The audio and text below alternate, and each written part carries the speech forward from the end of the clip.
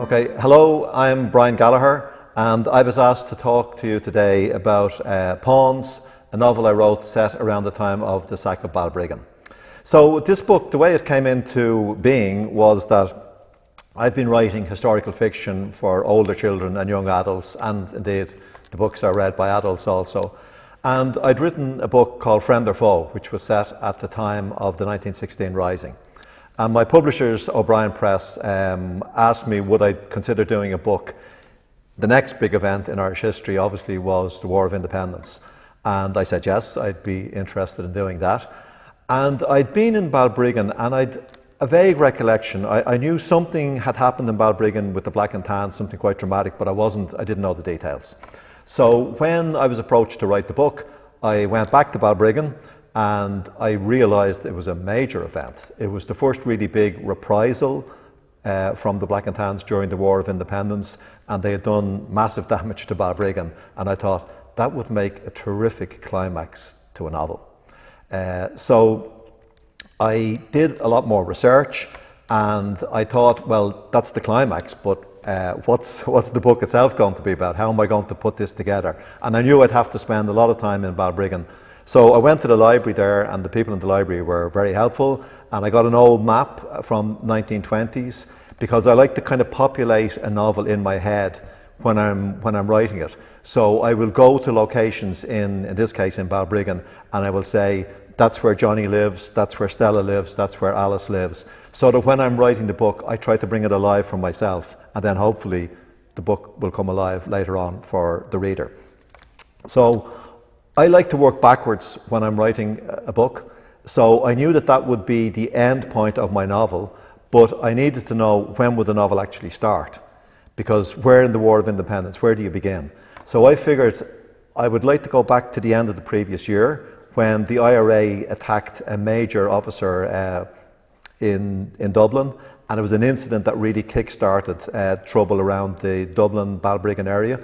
And I would take the story over the course of about 9 or 10 months, from the end of 1921 to the sack of Balbriggan in September. The end of 1919, I should say, to September 1920. So I had my time scale in mind, and I knew I would need lots of plot to drive this story. And I knew there would be lots of plot because the events were so dramatic of what happened in Balbriggan over that period of time. And I used to work in television as a scriptwriter, and we used to have a saying in television that an idea is not a story. So I had a great idea. The burning of Balbriggan will be the climax of my book, but that's not a story. That's just an end point. So I had to go back, work backwards, and find out what sort of subplots would drive the story, what sort of characters I would have. And one of the things that drove the plotting of this book was when I discovered, and it was a good day for me when I discovered this because it gave me great ideas for the plot, Gormanston Camp. Gormanston Camp was only a few miles north of Balbriggan, and it had been an RAF base. And the RAF at the time of my story were just moving from Gormanstown to Baldonnel, which is still an Air Force base today. So they had a small number of men still in the camp, and in 1920 the RAF handed Gormanstown over to the Black and Tans. So as soon as I heard that, I said, oh, this is going to be great. This will really give me great scope in storytelling terms, because I wanted my three main characters to represent conflicting views, to give drama to the story. So my principal boy is a kid called Johnny, who is an orphan, and he's working in a hotel called the Mill Hotel in Balbriggan, a fictitious hotel that I wanted to have in the main street. And Johnny is spying for the rebels. So that's the nationalist side of the story being told. Johnny is serving British officers and policemen in the bar. He's keeping his ears open, and he's reporting back to the IRA. On the other side of the scale, because I knew about the RAF, I decided I would have a character, Stella Radcliffe, and Stella's father is the commanding officer in Gormanstown in the RAF camp. So she is obviously on the British side because she's influenced by her father. And in the middle, we have Stella's friend, Alice Goodman. Stella and Alice are pupils in the Loreto Convent here in Balbriggan, and she's in the middle. She's from a family who owned the hotel, and they are in a kind of a difficult position because a lot of their business is coming from British officers and RIC men, and later on black and tans who are eating and drinking in the hotel. On the other hand, the mood, the tide is kind of going out on British rule, and the mood seems to be behind nationalism. So they have to be conscious of the fact that in the New Ireland, they don't want to end up on the wrong side of the fence. So they're in a kind of a tricky position, and her mother, who runs the hotel, has a foot sort of in both camps, and she's trying to be even-handed.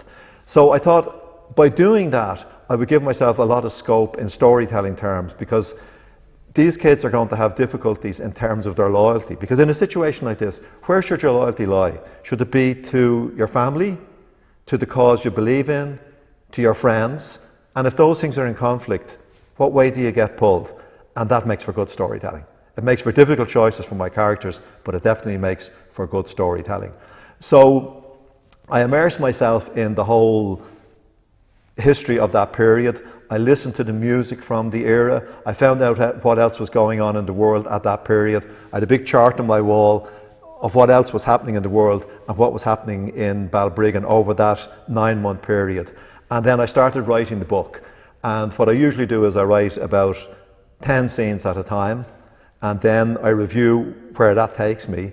I don't plot the entire book out because I find that wouldn't give me room for the characters to develop. So what's happened in the 10 scenes I write will influence what's going to happen in the next 10 scenes. And so it is. I went through the book and I wrote the first draft of Pawns with lots of visits to Balbriggan to use locations. I looked at the Martello Tower, the train station, the library in Balbriggan, which is a beautiful building, was actually there in 1920. So I used that in the story. And in those days you had to be sponsored to take out membership of a library, and I make that part of the story. Johnny, who is an orphan, asks his employer to sponsor him, and she's reluctant to do so because I wanted to bring in the class conflict as well as the historical British-Irish conflict. There was a very big class divide in those days, and Johnny is working for very low wages and he's working long hours, and one of the reasons he is giving information to the IRA and wants an independent Ireland, he wants a better world. He wants a world in which people like himself will get a better deal, and that's one of the reasons he's fighting. So I also brought in the class element into the story because you want to have as many strands as possible to keep the book interesting for young readers and indeed for any readers. So that's what happened. I wrote the book over a period of about 3 months, and then I got to the point where about 6 months before the book gets published, the cover gets chosen. And I knew there was great footage. I'd actually seen Pate News footage of Balbriggan in the aftermath of the burning of the town by the Black and Tans. As we know, what happened was 2 RIC men were shot dead, and the Black and Tans in reprisal came into Balbriggan, burnt down huge numbers of businesses, houses. They poured petrol on the roofs, on the thatched roofs of houses in Clonard Road, where a lot of Sinn Féin sympathisers lived. And all of that was filmed the next day on Pate News, and it caused an international incident. Questions were asked in the House of Parliament in Westminster.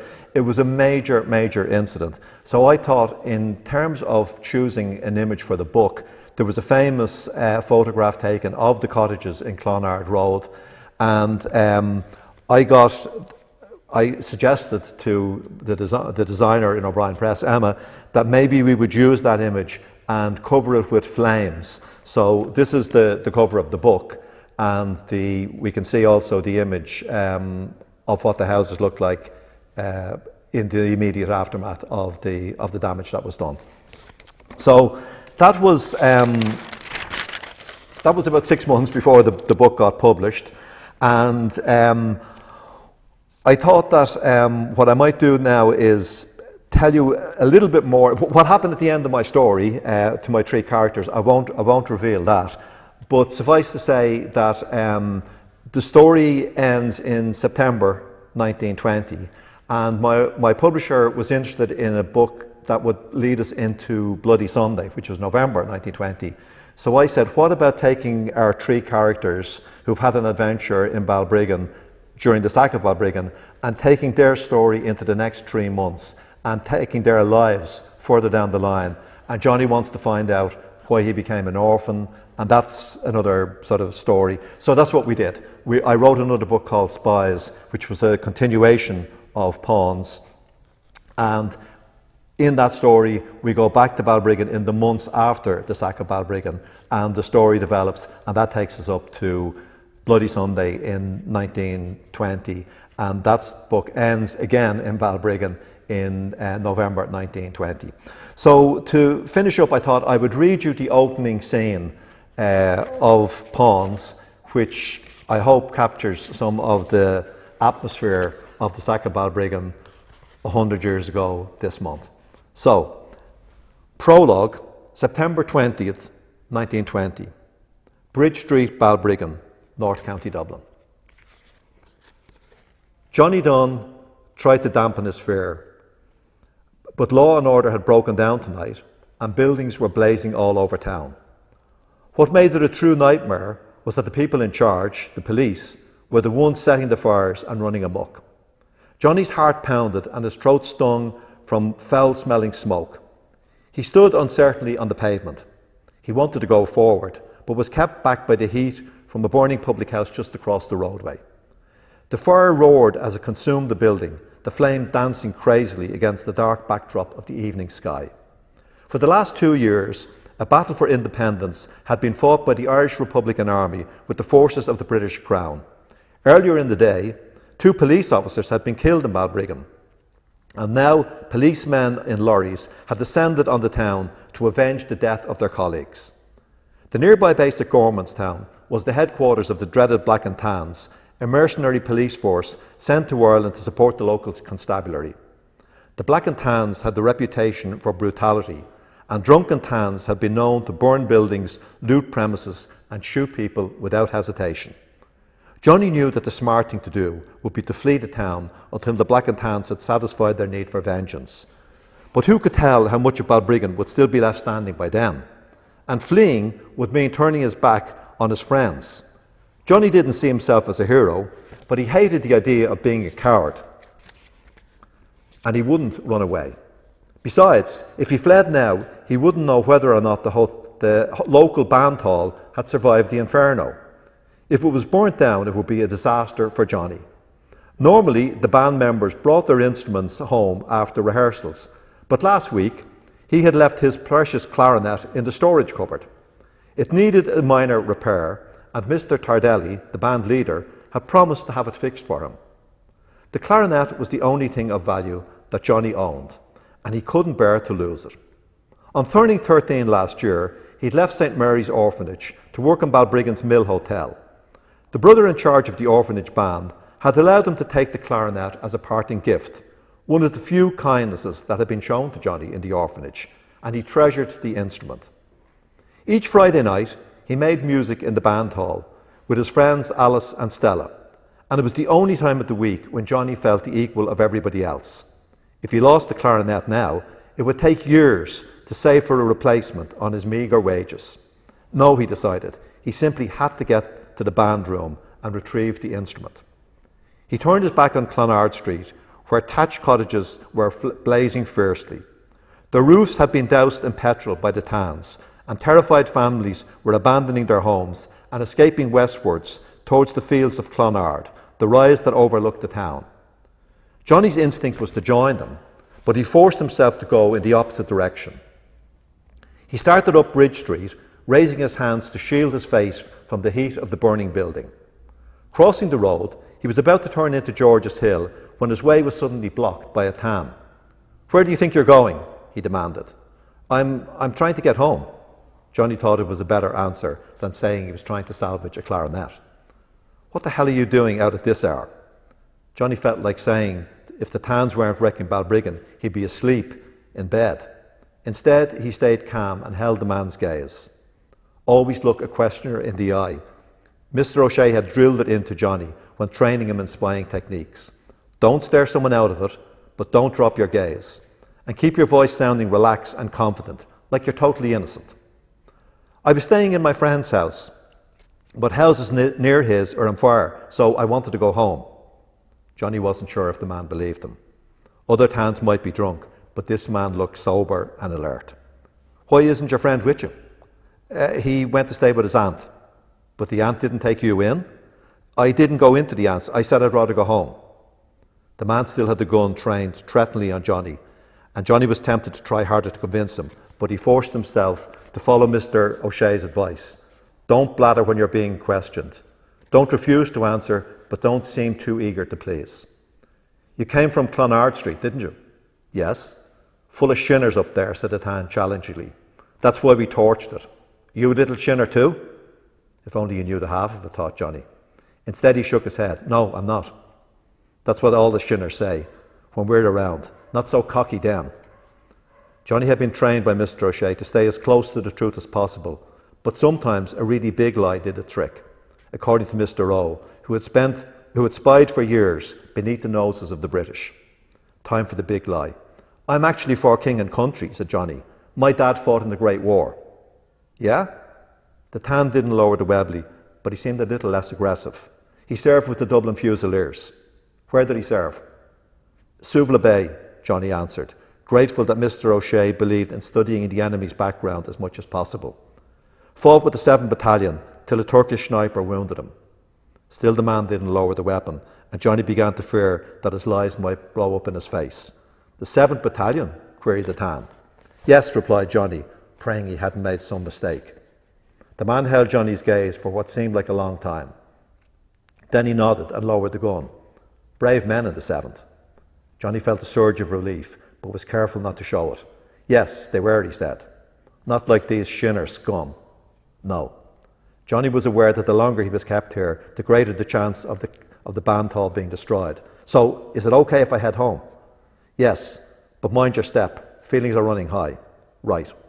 Johnny nodded briskly in farewell, then ran along George's Hill in the direction of the seafront.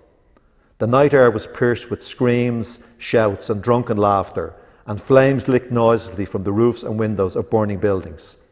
Johnny was about to make a left turn when another tan stepped unsteadily out of a doorway and into the middle of the road.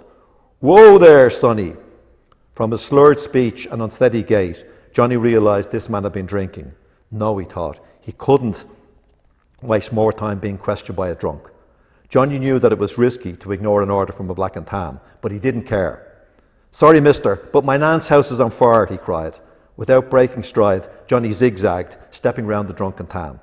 The man shouted angrily, and Johnny prayed he wouldn't get a bullet in the back. He crouched low as he ran to make himself a smaller target. Then suddenly he was around the corner. He sprinted in case the tan might follow him and take a pot shot. No shot was fired though, and Johnny slowed down to catch his breath. He realised that what he had done was dangerous, but he felt exhilarated at defying the tan and getting away with it. His satisfaction was short-lived, however, and when he turned the next corner, he saw that the band hall was on fire. Unlike the thatched cottages on Clonard Street, it wasn't blazing wildly, and Johnny ran forward, hoping that it might be possible to save his clarinet before the place was destroyed. He ran around the rear of the hall. There was nobody in sight, and Johnny swiftly scaled the back wall and dropped down into the small yard. He could feel the heat from the fire, but he didn't hesitate and made for the back door. He lifted the potted plant under which the spare key was kept. It was hard to see with no light on in the hall and the only illumination coming from the dancing flames. Johnny felt a stab of panic on not locating the key. He dropped to his knees, pushed the pot away and felt the ground. This time, his hand closed on the metal of the back door key, and Johnny quickly rose and inserted it in the door. He turned the key and was about to swing open the door when he stopped dead. If he opened the door, would the flames suddenly escape from the building, burning everything in their path? Or was it the other way around? Would air from the outside flow into the hall and fan the flames? He didn't know. But either way, he couldn't just stay here. Before he might lose his nerve, he acted. Standing at arm's length from the door, he swung it open. To his relief, flames didn't erupt outwards, and he stepped into the hall. He was struck by a wall of heat and racked by a fit of coughing, as smoke from the burning roof hit his lungs. He pulled a handkerchief from his pocket and tied it round his face. then crossed the room towards the cupboard where his clarinet had been. The fire was spreading rapidly along the rafters, and he would have to get out before the roof caved in. But having come this far, he couldn't go without the instrument. He pulled open the cupboard, and there was the clarinet, in its case, exactly where he'd left it. Johnny scooped it up, then turned to cross the room. He was halfway to the door when he heard a loud crack. To his horror, the ceiling began to collapse. Burning wooden beams started to fall, and Johnny's stomach tightened with fear. He made for the door, but a huge wooden beam fell before him in a shower of sparks. Johnny jerked backwards instinctively, crying out as more masonry from the ceiling fell on top of him.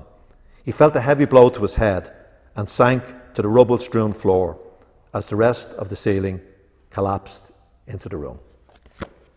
And that's the end of the opening sequence of Pawns. So I hope that gives an illustration of how a book is put together dealing with such an important subject as the sack of Balbriggan. Thank you.